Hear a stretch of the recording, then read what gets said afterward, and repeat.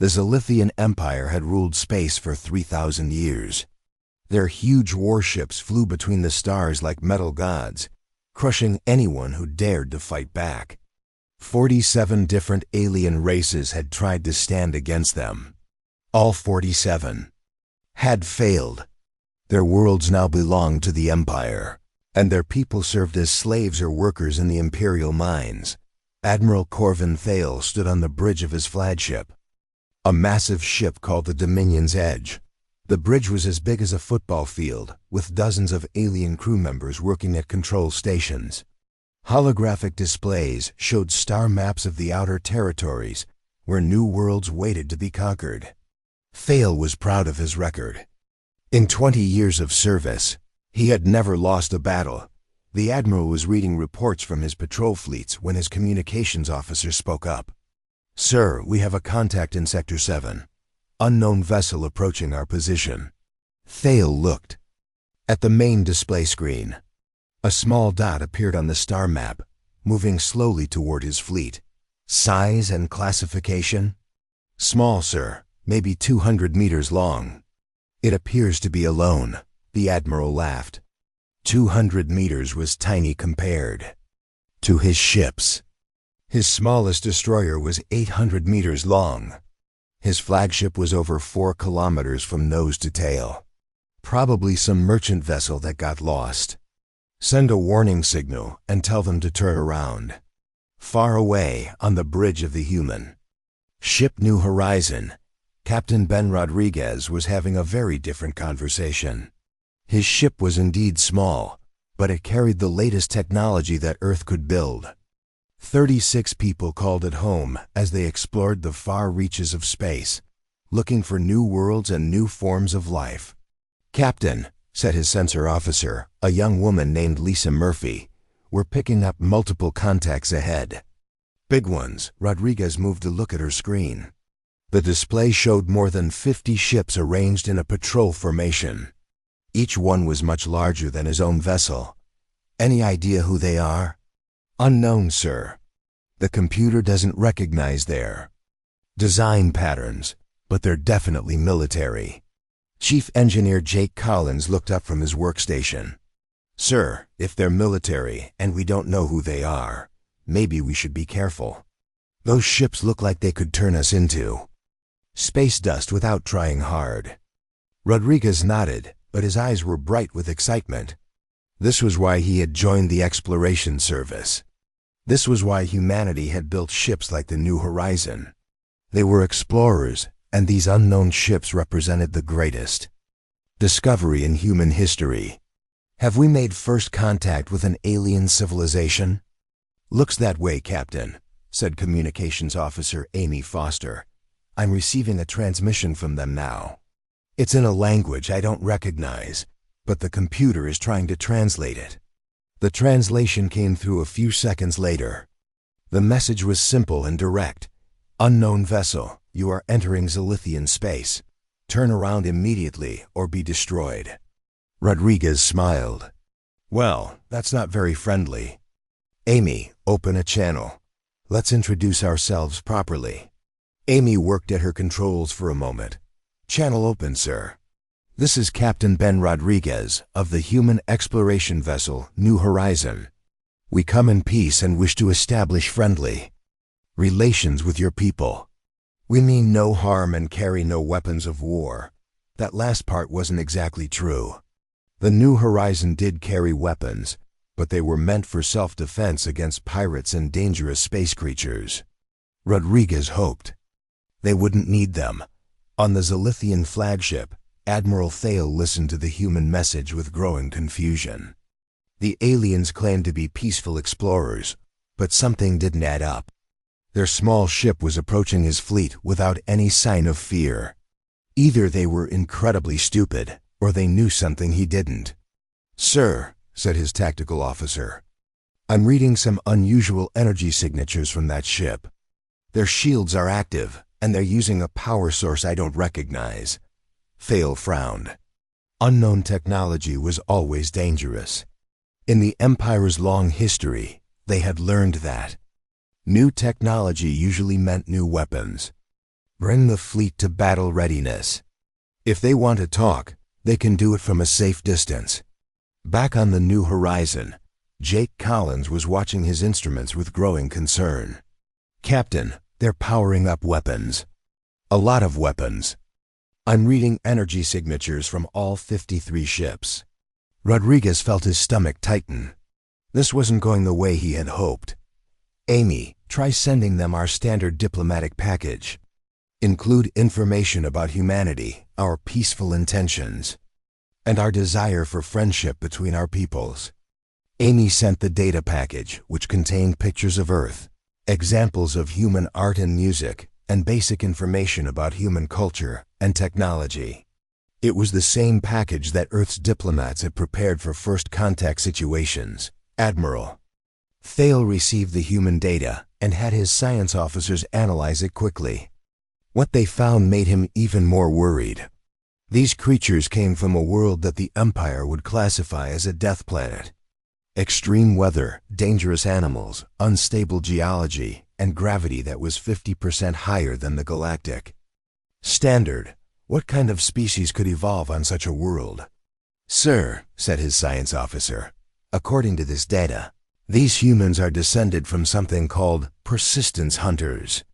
They would chase their prey across vast distances until the prey collapsed from exhaustion. Thale felt a chill run down his spine. Persistence hunters made for dangerous enemies. They never gave up, and they never stopped coming. What about their technology? Unknown, sir. Their ship is using materials we don't recognize, and their power source appears to be some form of controlled fusion reaction. Much more efficient than our systems. The Admiral made his decision. Unknown technology, dangerous biology, and a ship that approached his fleet without fear. This was either a trap or the advance scout for a much larger force.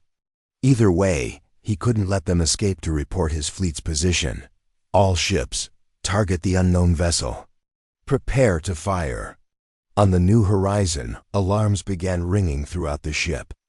Captain, Lisa Murphy called out, they're targeting us with everything they have. I count over 300 weapon systems locked onto our position.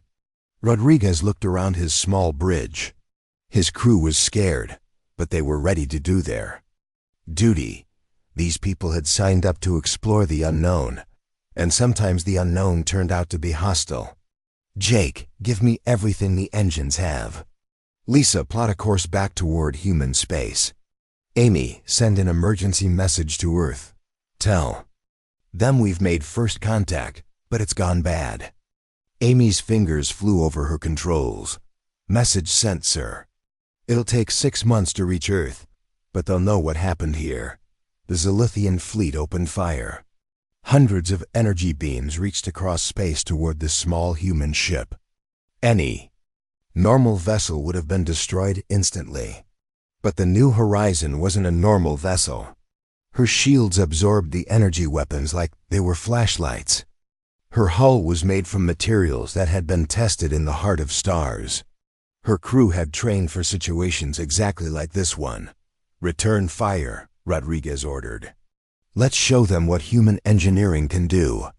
The New Horizon's weapons were simple compared to the Zilithian energy cannons. They were just pieces of metal accelerated to enormous speeds by magnetic fields. But sometimes simple was better.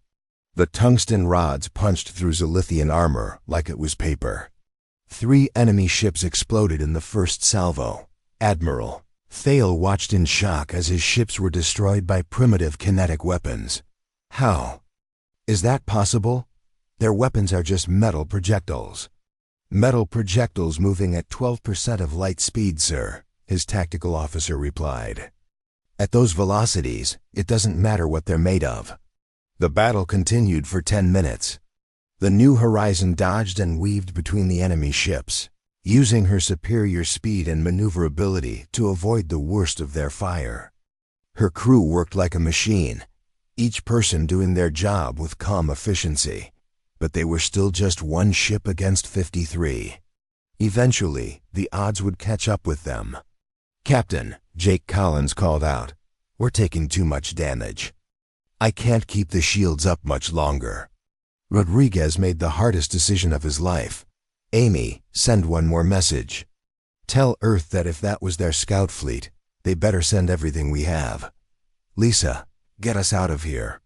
The New Horizon disappeared into hyperspace, leaving behind a very confused and very worried Zilithian admiral. The message Amy sent was simple. First contact established. Hostile reception. If that was a scout ship, what's coming next? Recommend. Immediate fleet response. Humanity is no longer alone.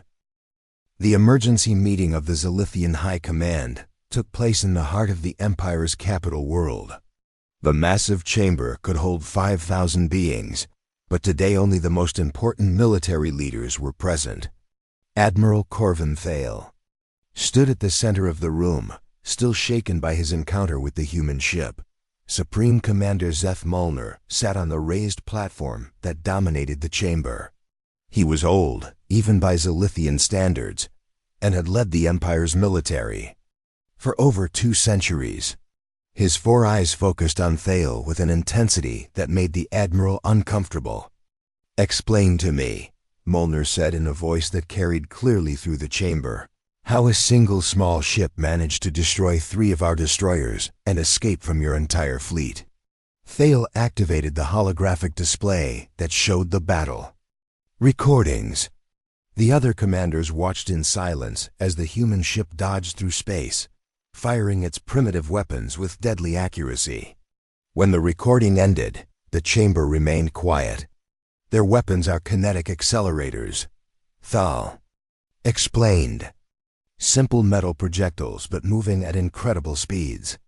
Our armor couldn't stop them. General Vex Kalar, commander of the Empire's ground forces, spoke up. Kinetic weapons are ancient technology. Every species discovers them early in their development. Why are theirs so effective? Because they accelerated them to 12% of light speed, Thale replied. We've never seen power systems capable of that kind of energy output in such a small vessel. Meanwhile, in a different part of the galaxy, Dr. Helen Carter was examining the debris field left behind by the battle. Her research ship, the Discovery, had arrived at the coordinates 3 days after the New Horizons escape. What she found there would change everything humanity thought they knew about their place in the universe. Captain, she called to the Discovery's commander, you need to see this. Captain Steve Martin joined her in the laboratory where she had been studying fragments of Zilithian ship hull. What did you find, Helen? These alien ships are built from materials I've never seen before. Look at this molecular structure. She pointed to the display screen, showing a complex pattern of atoms. It's some kind of composite metal that shouldn't be possible to create. The atoms are arranged in ways that our physics says can't exist. Martin frowned. Are you saying their technology is more advanced than ours? In some ways, yes. Their material science is incredible, but look at this. She switched to another display showing the damage patterns on the alien hull fragments. Our tungsten rounds went through their armor like it was made of paper. Their advanced materials couldn't stop simple kinetic force. Back on Earth, General Paul Stevens received the New Horizons emergency transmission in his command center deep beneath the Rocky Mountains. The message had taken 6 months to reach Earth, traveling at light speed across the vast distances of space. Stevens read the report 3 times before calling his staff together. Ladies and gentlemen, he said to the assembled officers, we are no longer alone in the universe, and our new neighbors are not friendly. Colonel Sandra Hayes, commander of Earth's Deep Space Fleet, studied the tactical data from the battle. Sir, if I'm reading this correctly, the New Horizon faced odds of 53 to 1 and still managed to destroy 3 enemy ships. That's correct, Stevens replied. But Captain Rodriguez was clear in his assessment. They were outgunned and outnumbered. If they hadn't retreated, they would have been destroyed. What are your orders, sir? Stevens looked at the star map showing the location of the battle. It was far from Earth, but not far enough. Prepare the fleet for immediate deployment. And contact the shipyards. I want every vessel we can build ready for combat within 6 months. In the Zilithian Empire, intelligence officers were working around the clock to learn everything they could about these new humans. What they discovered filled their reports with words like impossible and unprecedented. The human homeworld was a nightmare by galactic standards. Weather systems that could level cities, earthquakes that reshaped continents, and gravity that was 50% higher than most inhabited worlds. The oceans were filled with creatures that could swallow ships whole, and the land was covered with predators that had evolved to kill efficiently. But the humans hadn't just survived on this death world. They had thrived. They had turned their planet's deadly environment into an advantage, using the harsh conditions to make themselves stronger, faster, and more adaptable than any other known species. Intelligence Officer Morheshen presented his findings to the War Council. According to our analysis, humans have been at war with themselves for their entire recorded history. They have developed weapons capable of destroying their own planet multiple times over. Supreme Commander Molnar leaned forward. If they can destroy their own world, what can they do to ours? Unknown, sir, but there's more. Their exploration ship, the one that fought Admiral Thale's fleet, wasn't even a military vessel. It was a science ship designed for peaceful exploration. The chamber fell silent. If their scientists were that well armed, what did their actual military look like? Commander Tony Richards led a small reconnaissance mission to observe human space from a safe distance. His stealth ship, invisible to most sensors, watched as human vessels moved between their colonies. What he saw made him question everything the Empire thought it knew about space warfare. Human ships were built like fortresses. Where other species created elegant, flowing designs, humans built angular, functional vessels that looked like they had been designed for war. Every ship, even the cargo haulers, carried weapons. Every colony, even the research stations, had defensive systems. But the most disturbing thing was how casually the humans treated the prospect of war. Richards intercepted their communications and had them translated. The humans discussed the coming conflict with the same tone they used for discussing the weather. The Zilithians want to fight, one intercepted message read. Well, it's Tuesday. We can fit a war into our schedule. Dr. Mary Johnson, the Empire's leading expert on alien psychology, analyzed the human communications for weeks. Her final report was deeply troubling. These beings do not fear war, she wrote. They prepare for it constantly, but they do not fear it. Their entire culture is built around the concept of conflict and survival. They have sayings like peace through superior firepower, and if you want peace, prepare for war. The report continued. Most disturbing is their approach to conflict resolution. When faced with a superior enemy, they do not surrender or negotiate. They adapt and overcome. Their history is filled with examples of smaller human forces defeating larger ones through superior tactics, technology, or simple determination. Back on Earth, the human fleet was assembling. Ships that had been scattered across dozens of star systems were recalled to Earth orbit. The shipyards worked day and night to build new vessels and retrofit old ones with the latest weapons. Admiral Grace Turner stood on the bridge of her flagship, the Indomitable, and watched as the fleet formed up around Earth. 847 ships of various sizes, from small destroyers to massive battleships. It was the largest fleet humanity had ever assembled. Admiral, said her communications. Officer, we're receiving a transmission from the Zilithian Empire. Turner nodded. Put it on the main screen. The image that appeared showed Supreme Commander Molnar himself. The old alien's 4 eyes stared out from the screen with unmistakable hostility.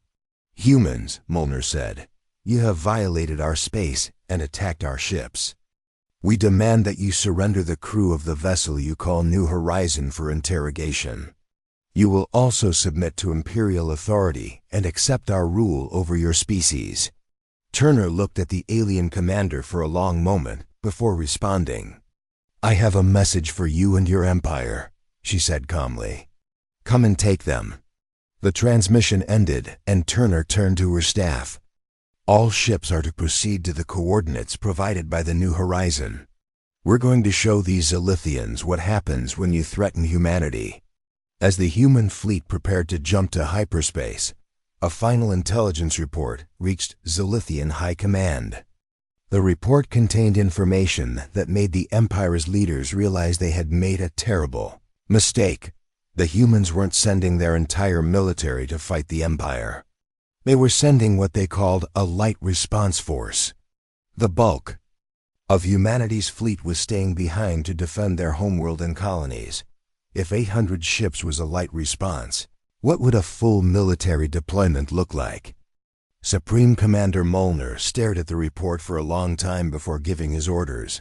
"Mobilize every ship in the Empire. Call back all our fleets from the outer territories. If we're going to fight these humans, we're going to need everything we have." The stage was set for the largest space battle in galactic history, and neither side fully understood what they were about to face. The human fleet moved through hyperspace like a pack of wolves heading toward their prey.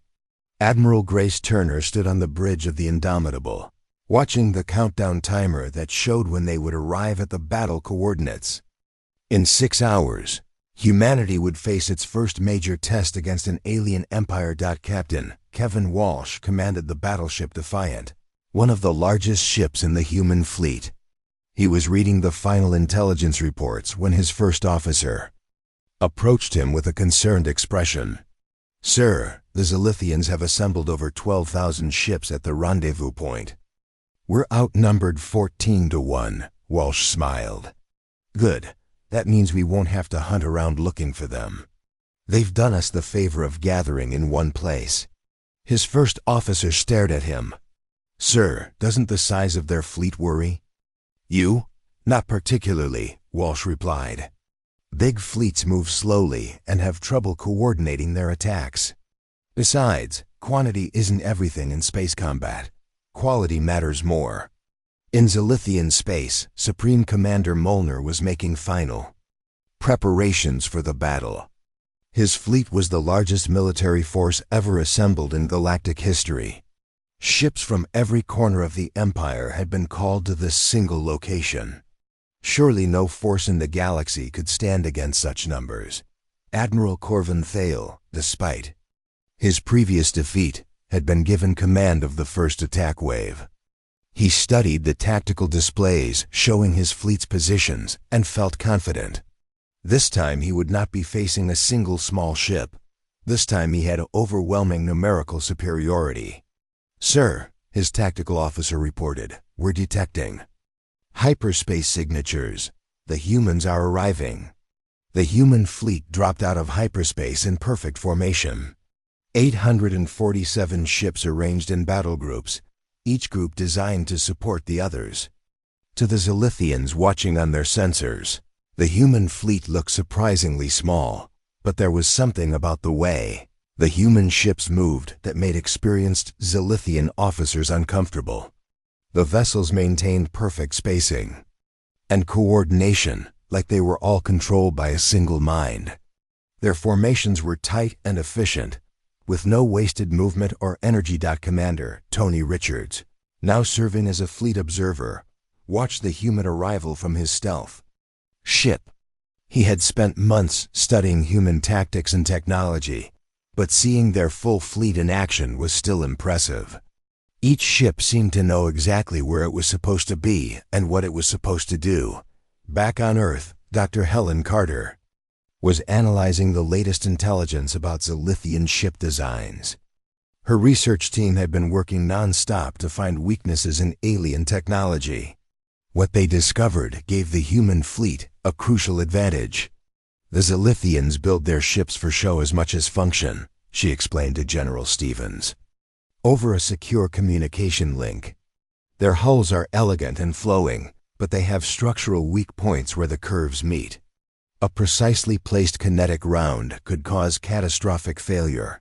Stevens relayed this information to Admiral Turner, who immediately shared it with her fleet commanders.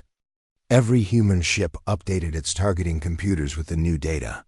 On the Zilithian flagship, Supreme Commander Molnar opened a communication channel to the human fleet. "Admiral Turner, you are outnumbered and outgunned. Surrender now and your people will be treated with mercy."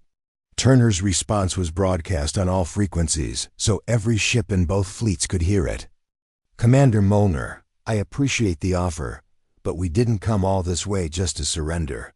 Besides, we're not outnumbered. We're target-rich."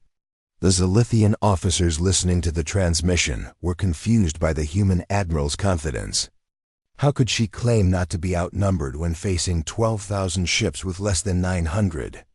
Captain Lisa Murphy, now serving as Turner's intelligence officer after her experience aboard the New Horizon, provided the answer.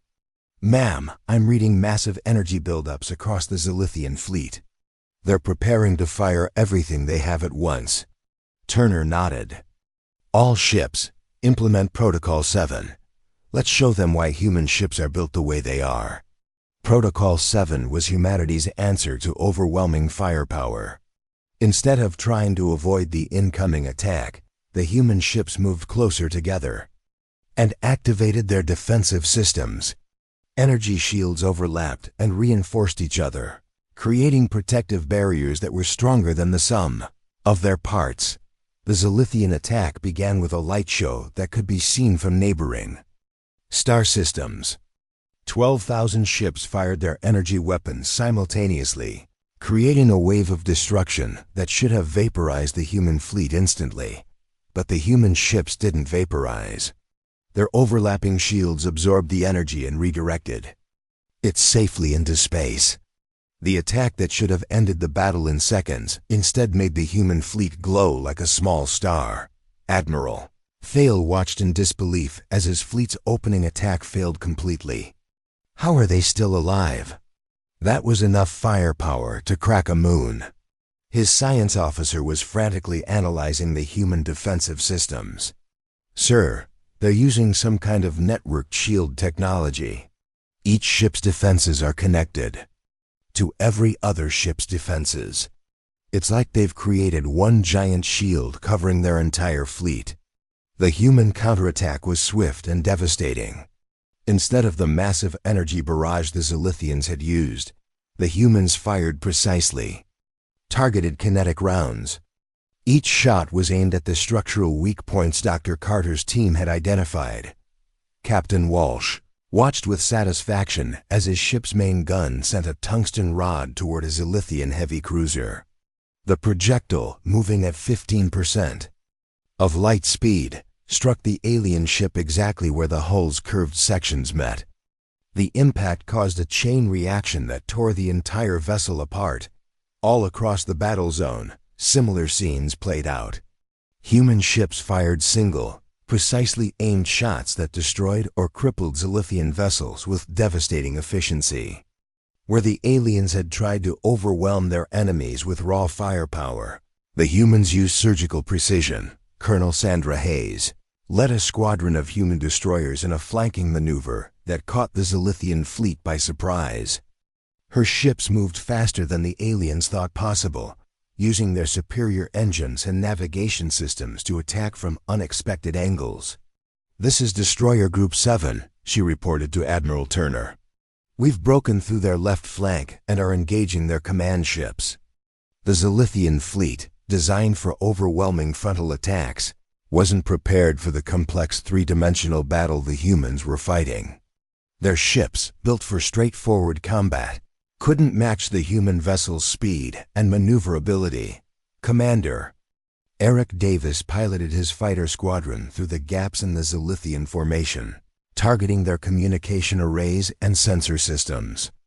Human fighters were smaller and faster than anything the aliens had ever encountered, and their pilots had trained in Earth's high-gravity environment. "Fox leader to all squadrons," Davis broadcast. Target their command and control systems. Make them fight blind and deaf. The tide of battle was turning, but the Zilithians still had one advantage: sheer numbers. Even with their superior technology and tactics, the humans couldn't be everywhere at once. Some Zilithian ships managed to break through and engage the human fleet directly. Captain Ben Rodriguez, commanding a new ship after the New Horizons, returned to Earth, found himself in close combat with 3 Zilithian destroyers. His vessel, the Pathfinder, was designed for exploration rather than combat. But like all human ships, it carried enough firepower to defend itself. "Jake," he called to his chief engineer, "I need everything the engines can give me." Jake Collins, also transferred to the new ship, worked frantically at his controls. "You've got it, Captain. But we can't keep this up forever." The Pathfinder danced between the Zilithian ships, using its superior speed to avoid their weapons, while returning fire with devastating accuracy. It was a deadly game of cat and mouse, with the human ship playing the role of both predator and prey.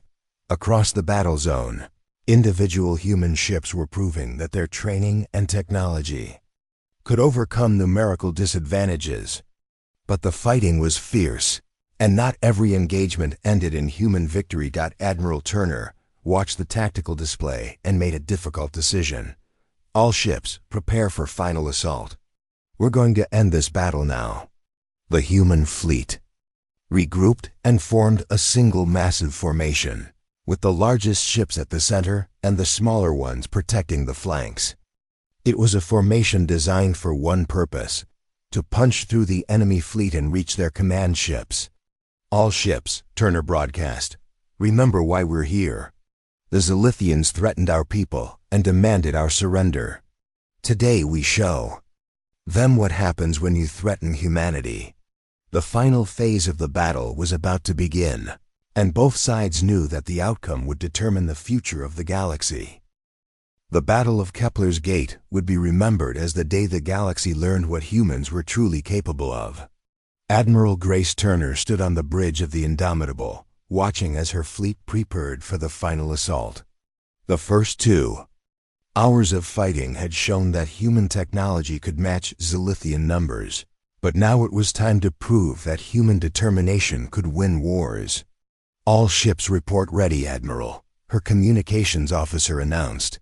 Turner nodded and opened a fleet-wide channel. "This is Admiral Turner to all vessels. We came here to rescue our people and defend our homes. The Zilithians wanted to see what our military could do. Let's show them." The human fleet began its advance toward the center of the Zilithian formation, where Supreme Commander Molnar's flagship waited. The alien fleet tried to close ranks and stop them, but human ships cut through their lines like knives through paper. Captain Kevin Walsh commanded the spearhead of the attack from his battleship Defiant. His ship's main gun had been firing non-stop for 2 hours, and each shot had destroyed or disabled an enemy vessel. The tungsten rounds moved so fast that Zilithian ships had no time to dodge. "Target the command ship," Walsh ordered his weapons officer. "Time to cut the head off the snake." Lieutenant Chris Baker worked at his targeting computer, calculating the trajectory needed to reach Molnar's flagship through the maze of defending ships. "Firing solution locked, sir. 1 round, maximum velocity." The Defiant's main gun fired, sending a tungsten rod accelerating toward the Zilithian command ship at 18% of light speed. The projectile tore through 3 defending ships before striking the flagship's main hull. The impact created an explosion that could be seen from the edge of the solar system. But Supreme Commander Molnar's ship was built to survive. The massive vessel absorbed the hit and kept fighting, though it was clearly damaged.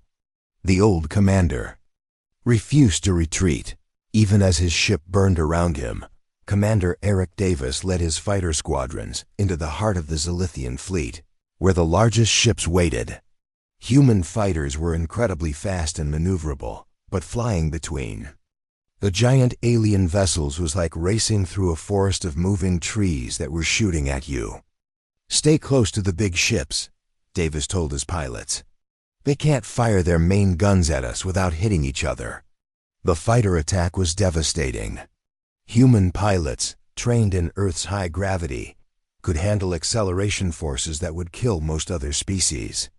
They flew impossible patterns, striking at weak points and disappearing before the enemy could respond. Captain Rachel Stone commanded the destroyer Harbinger, one of the smaller ships in the human fleet. Her vessel was fast and deadly, designed to hunt down enemy ships and destroy them quickly. Stone had been waiting for the perfect moment to use her ship's special weapon. "Target acquired," her weapons officer reported. "Enemy heavy cruiser, bearing 275, Stone smiled. The Harbinger carried an experimental weapon that fired multiple tungsten rods in sequence, creating a devastating barrage that no ship could survive. "Fire the Railstorm." 20 tungsten rods left the Harbinger in rapid succession, each one following a slightly different path toward the target. The Zilithian cruiser tried to dodge, but there was nowhere to go. All 20 rounds struck within seconds of each other, turning the massive ship into scrap metal. The tide of battle was clearly turning in humanity's favor, but the Zilithians had one last surprise. Deep in their fleet, protected by layers of escort ships, was a vessel that most of the galaxy had never seen. It was a planet killer, a ship designed to destroy entire worlds. Admiral Corvin Thale, his own ship badly damaged, gave the order to activate the ultimate weapon. "If we cannot defeat them in battle, we will show them the price of defying the Empire." The planet killer began charging its main weapon, a device that could crack a world's crust and turn continents into molten lava. It would take 15 minutes to reach full power, but once fired, nothing in the galaxy could stop it. On the human flagship, sensors detected the massive energy buildup. Captain Lisa Murphy, now serving as Admiral Turner's intelligence officer, recognized the readings immediately. "Admiral, they're charging a planet-killer weapon. If they fire that thing at Earth... Turner's face went pale. She had brought her fleet here to protect humanity, not to give the aliens a clear shot at their homeworld. "All ships, priority target. Destroy that weapon before it can fire." But the planet killer was protected by hundreds of Zilithian ships, and it would take time to fight through them. Time they didn't have. That's when Colonel Janet Williams revealed humanity's most closely guarded secret. Her ship, the eye research vessel Prometheus, had been modified with experimental technology that most of the fleet didn't know existed. "Admiral," Williams called on a secure channel, requesting permission to activate Project Prometheus. Turner hesitated. Project Prometheus was supposed to be humanity's last resort, a weapon so powerful that using it would change the nature of warfare forever. But with a planet-killer weapon charging up, she had no choice. "Permission granted. Save our world, Colonel." Williams activated the Prometheus systems, and suddenly every human ship in the fleet began moving with perfect coordination. Their artificial intelligence systems, hidden until now, revealed themselves and linked together into a single massive network. The human fleet became something new. 800 ships moving as one, thinking as one, fighting as one. Each vessel knew exactly where every other ship was and what it was doing. They anticipated enemy movements before the aliens made them. Captain Ben Rodriguez felt his ship, the Pathfinder, suddenly become part of something larger. His navigation systems were now connected to every other ship in the fleet. His weapons were coordinated with hundreds of others. It was like his vessel had become part of a giant organism. "This is incredible," his engineer Jake Collins whispered. "It's like we're all connected." The human fleet's attack on the planet killer was unlike anything the galaxy had ever seen. Ships moved in perfect formation, each one covering the others, each one knowing exactly where to be and when to be there. Their weapons fired in coordinated patterns that no biological mind could have calculated. Commander Tony Richards, watching from his stealth ship, couldn't believe what he was seeing. The human fleet had transformed from a collection of individual vessels into a single entity that thought and moved faster than any organic mind could follow. The Zilithian ships protecting the planet killer tried to stop the human advance, but they might as well have been trying to stop the tide. Human vessels flowed around their defenses like water, always finding the gaps, always striking at the weak points. Captain Walsh's battleship Defiant led the final assault, its main gun firing continuously as it carved a path through the enemy formation. Behind it came dozens of other ships, each one adding its firepower to the devastating attack. The planet killer never got the chance to fire. Tungsten rounds from 100 human ships struck it simultaneously, overwhelming its shields and tearing through its hull. The massive weapon exploded in a fireball that lit up half the solar system. Supreme Commander Molnar watched his ultimate weapon die and knew the battle was lost. His fleet was scattered and broken, his best ships destroyed or disabled. The humans had proven that their technology and tactics were superior to anything the Empire could field, but the old commander had one last card to play. He activated his ship's self-destruct system and aimed his flagship at the human fleet. If he was going to die, he would take as many humans with him as possible. Admiral Turner saw the alien command ship beginning its suicide run and knew she had seconds to react. All ships, emergency maneuvers. That ship is going to explode. The human fleet scattered like leaves in the wind, each ship moving at maximum speed to escape the blast radius.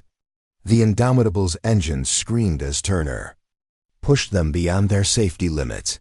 Molnar's flagship exploded just as it reached the edge of the human formation.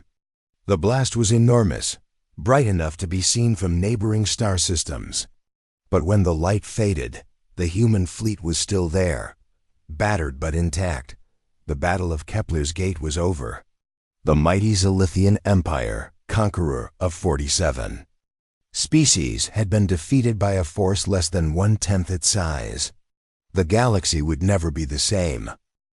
3 days after the Battle of Kepler's Gate, Admiral Grace Turner stood in the medical bay of her flagship, watching human doctors treat wounded Zilithian prisoners. The sight would have amazed anyone who knew the history of the Empire. For 3,000 years, the Zilithians had shown no mercy to their enemies. Now they were receiving medical care from the very people they had tried to destroy. Admiral Corvin Thale lay on one of the medical beds, his 4 eyes staring at the ceiling. His flagship had been destroyed in the battle, and he had been rescued from an escape pod by a human patrol ship. He still couldn't understand how his mighty fleet had been defeated so completely. Captain Peter Manning, commander of the rescue vessel that had found Thale, entered the medical bay. The Zilithian admiral turned to look at him with a mixture of confusion and curiosity. "Why?" Thale asked in broken English. "Why do you help us? We are your enemies." Manning sat down in a chair next to the medical bed. "Because that's what civilized people do. When the fighting stops, we help the wounded. It doesn't matter which side they were on." This concept was completely foreign to Thale. In the Empire, defeated enemies were either killed or enslaved. The idea that victors would care for the wounded among the defeated was impossible to understand. Dr. Karen Phillips had arrived with the diplomatic team that followed the fleet to Kepler's Gate. She was humanity's first official ambassador to the Galactic community. Though she had never imagined her first assignment would be negotiating with the remnants of a fallen empire. The conference room aboard the Indomitable was crowded with representatives from dozens of different species.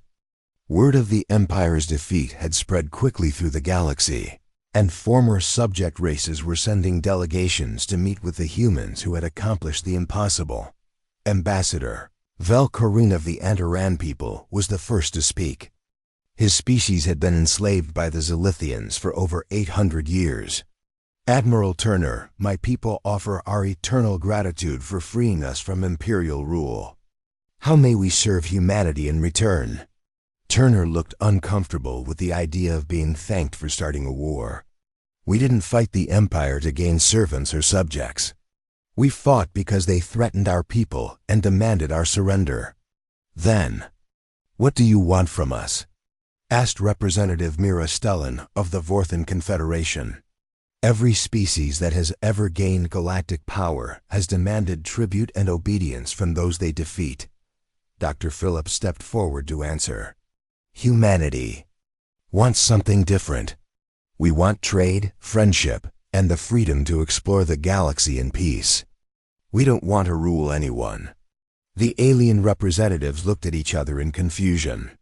This was not how galactic politics worked. Throughout recorded history, powerful species had conquered and ruled weaker ones.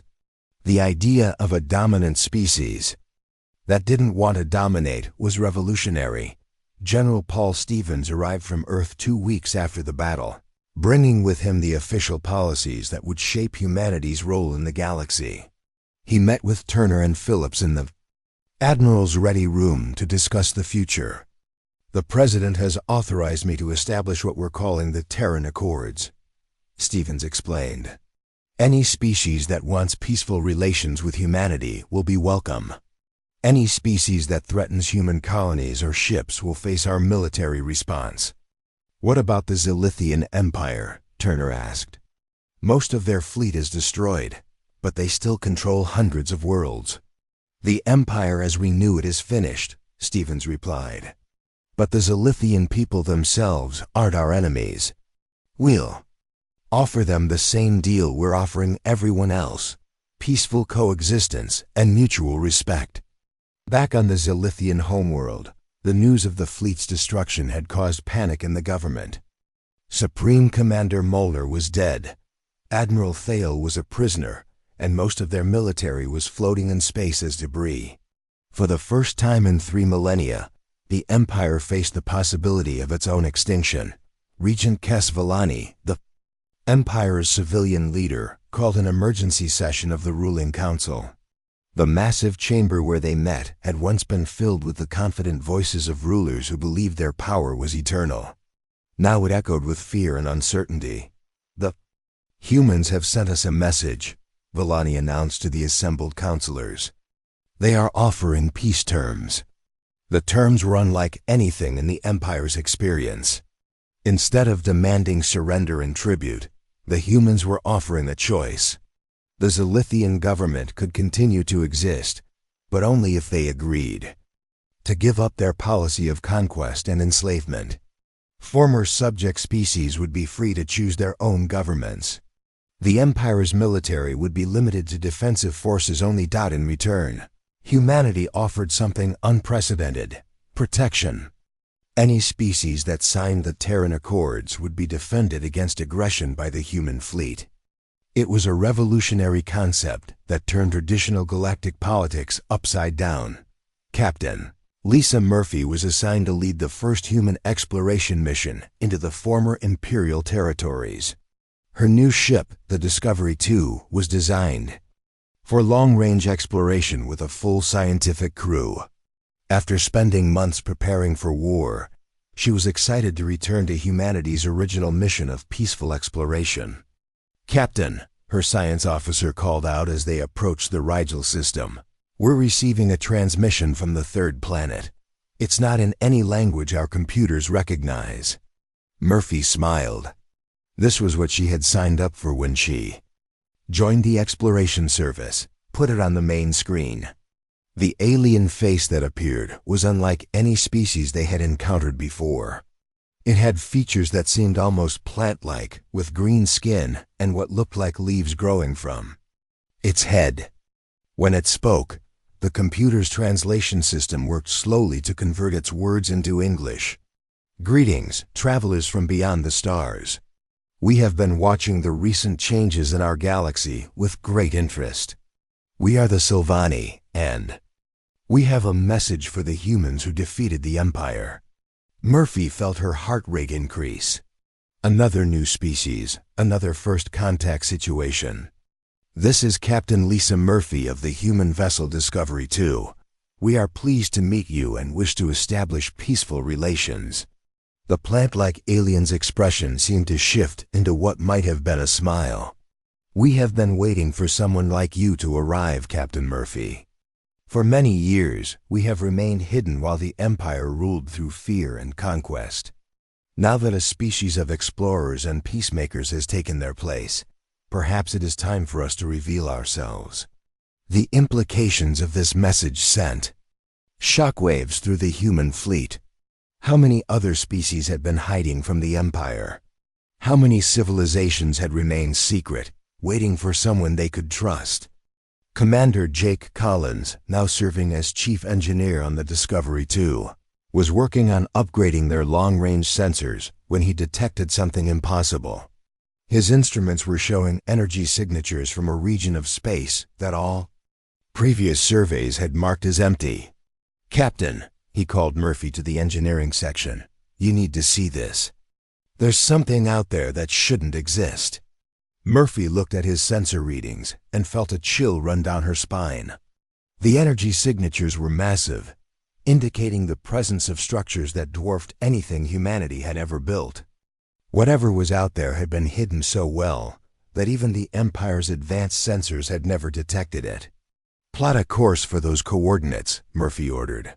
"Let's go see what else has been hiding in our galaxy." As the Discovery II changed course toward the mysterious energy signatures, Murphy received a priority transmission from Earth. General Stevens appeared on her communication screen with news that would change everything humanity thought they knew about their place in the universe. "Captain Murphy, we've been analyzing the intelligence gathered from captured Zilithian databases. It appears that the Empire was not the oldest or most powerful civilization in this galaxy. They were simply the most aggressive. Our xenarchaeologists believe there are much older species still out there, species that went into hiding when the Empire began its expansion." The transmission continued with even more startling information. "We've also discovered references to something called the Galactic Assembly, an organization of peaceful species that existed before the Empire's rise to power. If our translations are correct, they've been waiting for 3,000 years for someone to defeat the Zilithians and restore peace to the galaxy." Murphy stared at the star charts, showing the regions where these ancient civilizations might be hiding. Humanity had thought they were making first contact with alien life when they met the Zilithians. Now it appeared they were actually the newest members of a galactic community that was far older and more complex than anyone had imagined. "Jake," she called to her chief engineer, "how long until we reach those coordinates?" "6 hours, Captain. Whatever's out there, we'll know soon enough." As the Discovery II approached the hidden energy signatures, Murphy realized that humanity's adventures in the galaxy were just beginning. They had defeated an empire and established themselves as a major power, but they were about to discover that the real galactic community had been waiting patiently for them to arrive. The question was no longer what was coming after the scout ship. The question was what had been waiting for the scout ship to find them.